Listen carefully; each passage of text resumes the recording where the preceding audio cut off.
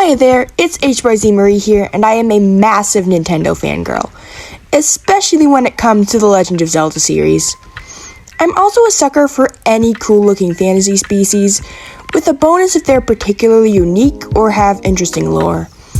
All that to say that when a friend of mine finally got a copy of Tears of the Kingdom, I was instantly captivated by the Zonai, a new species introduced in that game. I've already made a video covering some ideas about their lore, so today I'm going to walk you through how I designed my own Zonai OC. If you're unfamiliar with Tears of the Kingdom, or you're just confused by the time crossword puzzles and the weird memory cutscenes, then I'll give a quick recap as to who the Zonai are. In Tears of the Kingdom, the Zonai appear in Hyrule's ancient past. They descended from the sky with their incredibly powerful secret stones and founded Hyrule. At the time we're introduced to the Zonai, there are only two left alive. Rauru, the first king of Hyrule, and his sister, Minoru. And okay, guys, I love Minoru. Like, she's got such a cool design and aesthetic, she's kick butt but also smart, she's got a cool power, just generally awesome. She instantly made it to be one of my top 3 Zelda characters. Sorry, Mina and Vati, but you're going to have to share. Anyways, gushing aside, there's a problem with designing Zonai OCs. We only ever see 2 Zonai and their siblings to make matters worse. This means that it's incredibly difficult to nail down which traits are biological characteristics of the species and which ones are specific to an individual. For instance, are all Zonai gray with white hair and ears? Or are Rauru and Minoru both gray because they're siblings? Is the fact that their ears point in different directions a trait specific to the individual? Or is it because Rauru's male and Minoru's female? Are the proportions a hard and fast rule? Or once again, do they only look similar because they're siblings? To make matters even worse, their lore is extremely unclear, and everything we know about their history raises more questions than answers. So coming up with a backstory for a Zonai OC gets difficult very quickly. And then when making their lore, do you want your OC to be relegated to an unknown past we know almost nothing about? Or do you need to invent a reason why they're still alive while also figuring out why nobody knew about them or mentioned them in the main story?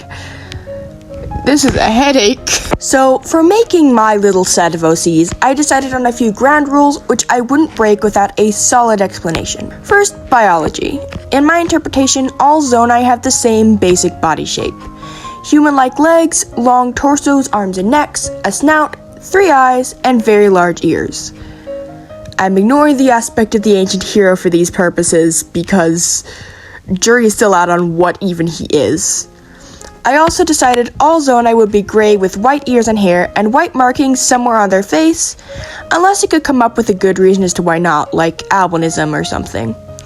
Zonai names would all end in Ru and have 3 syllables for females and 2 for males.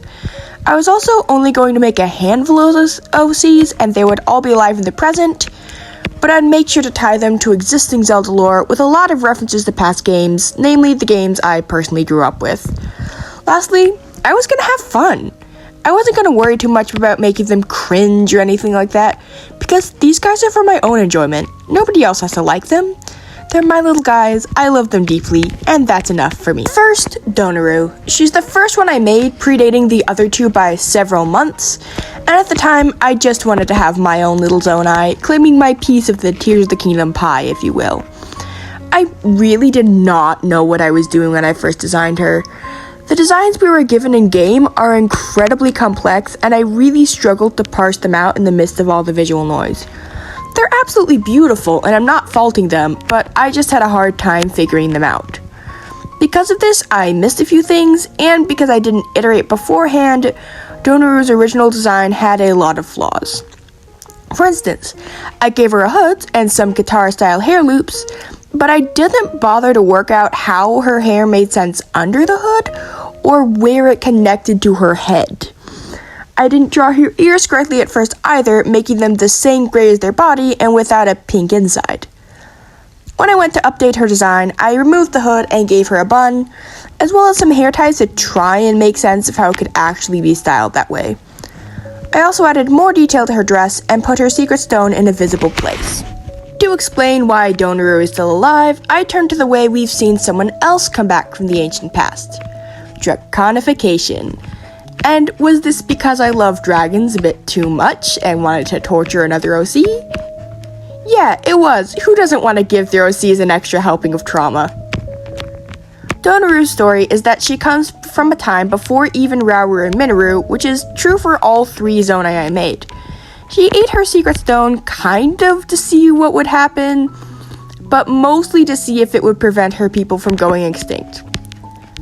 It did not, by the way, and instead turned her into a very large reptilian noodle. Zelda and Link found an ancient stone tablet after the game's conclusion, which detailed the tale of what would happen, and having been through this sort of thing herself and also being a massive history nerd, Zelda decided to make her next project bringing the dragon back. Problem? They had to do it a different way, and as a result, Donoru lost her memories. She now spends her time being sad and trying to recover those memories. For design inspiration, I had a few different sources I pulled from. Donoru has the least references to other games in the series, but there are still a few. The main one is the light spirit Ordona in Twilight Princess. Because we already have a dragon for each golden goddess, I figured it would be cool to also link them to the light spirits by making mine resemble Ordona. Her name is a reference, but so are her hair loops, as well as the way her horns loop in her dragon form and on the armband she wears that shows her dragon form. Her secret stone is brown to look like the amber relics in the Skyward Sword, and because I decided on brown, I made her the Sage of Earth, a sage type that appeared in Wind Waker, and I think some other games too. I mean, it's only fair to give a shout out to the game that originally brought us the Rito and Koroks. So with her story and visual details done, it was time to give this very lonely gal some friends. My second Zonai OC is Amaru, the Sage of Shadow. She's based on a fan theory, which I personally love, that the Zonai were responsible for creating the fused shadows and eventually became the Twilight. And given that Twilight Princess is my favorite Zelda game, I really wanted to add some callbacks to that, especially since I was making a shadow-themed character anyway. Amaru's fur color is a little off from other Zonai because she's melanistic, meaning she has more melanin than average for her species, which results in a darker coloration. This is partially to make her look more like a Tweely, and partially because, well, shadows are dark. Her white markings resemble an orca, because orcas are both awesome and dangerous. I wanted to give Amaru a sense of being someone serious, dangerous, and willing to make hard decisions, but not necessarily evil. Her hair is braided because braids are the most practical form of long hair in my opinion, and her eyes are colored to resemble a Tweely. For clothing, I also pulled inspiration from the Tweely, giving her shirt shifting patterns of green over a dark background. They're sort of holographic and shift over time, because I did not want to draw them the same every time, and I don't want to burden anyone else with that expectation if and when I put this girl on Art Fight. The legwear isn't my favorite, but I figured it was good enough. Her skirt's square patterns, which are echoed on her secret stone, are a reference to the square shapes that you see in Twilight. Lastly, I wanted to give her some accessories that would be pretty practical. I gave her a Zonite power cell to carry around because I figured she could use it as a source of extra energy for her magic, and her secret stone is prominently featured on her chest. While Donoru's secret stone got her into a lot of trouble, Amaru's has kept her alive, so she's much more comfortable with using it. Amaru also wears a leather chestplate for protection, and carries a short blade made out of Zonite, just in case her magic proves to be ineffective in a fight and it's time to resort to stabbing. The last important accessory is her necklace.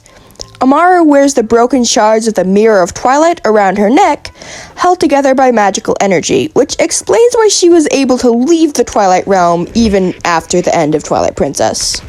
As far as lore, Amaru is a lot more developed than Donoru, largely because I relied on a broader base of existing Zelda lore outside of just Tears of the Kingdom.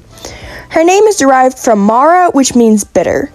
Her whole theming is sort of the idea of existing in a gray area between light and darkness. Amaru comes from the same time as Donoru, and they were even once friends and colleagues as fellow sages. When Donoru conducted her failed experiment, Amaru tried another route to keep her people alive.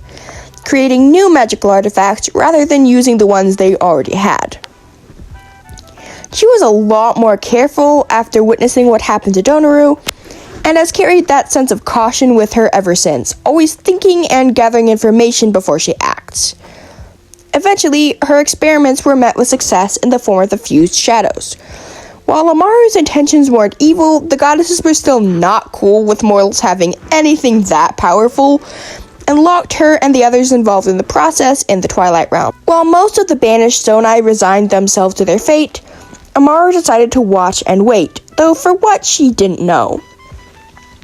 She's used her magic to prolong her life and remain mostly unchanged by her new environment, thus keeping a small piece of Zonai culture alive for whenever Hyrule would be ready to rediscover it.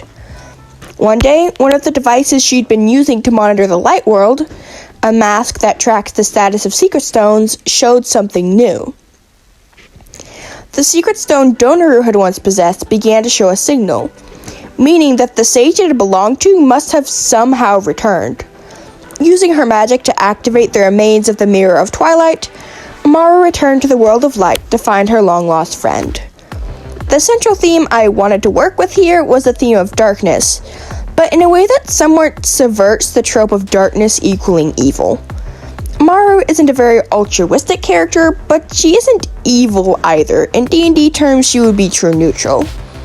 Her magic is dangerous, but she controls it carefully, and while she's mysterious and can be cold, it's because she's very cautious. All in all, Amaru is probably my favorite of these three. Our third and final Zonai sage is Joru, the Sage of Forest. He's most closely tied to Majora's Mask, with a little bit of Ocarina of Time and Minish Cap tossed in as well. Joru is an albino, which gives him a nice color contrast with the other two. However, I started thinking about how albinism often results in poor eyesight because you actually need some melanin to see very well. So I figured I'd make Joru blind because his whole theme is masks, so he could just use a mask to see, right? Well, then designing a mask to fit onto his face was hard, and I wanted his eyes to still be visible, so I felt kind of stuck. Until I remembered that third eye zone I have, and how it only opens when they're using powerful magic. So what if this guy used that eye to see, using magic to keep it open? And Zonai who lived around Rauru's time seem to have used a lot of paint on their bodies, so maybe similar magic, as in a mask, could be used by just using paint. With that in mind, I gave Joru painted markings that resemble the Mask of Truth, which keep his third eye open so he can see despite being blind in the other two. For other design bits, I gave him a sort of poncho thingy that's made out of some sort of scarecrow material like Skull Kid's clothing and has moon designs, but not with the face because that thing is creepy and gave me nightmares as a child. He also wears pants and shoes that are reminiscent of Skull Kid. I gave him earrings that are very Zonai-ish, since I felt he was maybe getting too far away from Tears of the Kingdom. And because he only had paint on his face, I tossed in markings on his neck that resemble the fierce deity masks. These are used to give him more physical strength. He wears a big leather bag that holds useful marks as well as tools to make them. For hair, I referenced Eslo before he became a hat, and gave Joru the same hairstyle. I didn't have to worry as much about where fur stops and hair begins, though, because it's all the same color anyway. But what's up with the lore for our final Zonai? Well, Joru's name is derived from Majora, and he uses masks a lot to channel his sage powers and augment his abilities. In fact, while Amaru was working on creating the fused shadows, Joru was part of a similar project that resulted in the creation of the Mask of Majora, and he was also banished to the Twilight Realm. Amaru shared her magic between the two of them, but Joru was less affected by it, so he aged more than she did. He was originally Donoru's younger brother, but he's now significantly older than her or Amaru, at least physically. Before the whole forbidden fruit gummy incident, Donoru was very protective of Joru, especially as he was completely blind before he figured out the face paint thing. He was also significantly smaller and weaker than most Zonai and didn't have great health overall. When he became a sage, he still felt like he was in Donoru's shadow. While she never stopped seeing him as the little brother she needed to protect, Amaru recognized how he was growing and even asked him to help lead her project to create artifacts that might save their people. He was devastated by what happened to his sister, and after both that event and his banishment, he only uses minor masks with slight powers and rarely uses his secret stone. Joru is definitely kind of the wise old nature guy archetype, as he's very in tune with nature and has learned a lot from the mistakes of he and his fellow sages in the past. He's pretty conflicted because of how his relationship with his sister has shifted after she lost her memories, and he changed a lot during his time in the Twilight Realm, so neither of them are the same person the other once knew. Other than that, though, he's generally a pretty chill guy. And that's all 3 of my little Zonai OCs. I've begun writing a story about these guys because, of course, I have. So I've been considering doing videos that look like this one, speed paints with voiceovers, but instead tell their story, or the story, some other stories I've written. Let me know which of those you want to see, or if there's something else you think I should do. As always, I'll see you in the next video. Bye for now!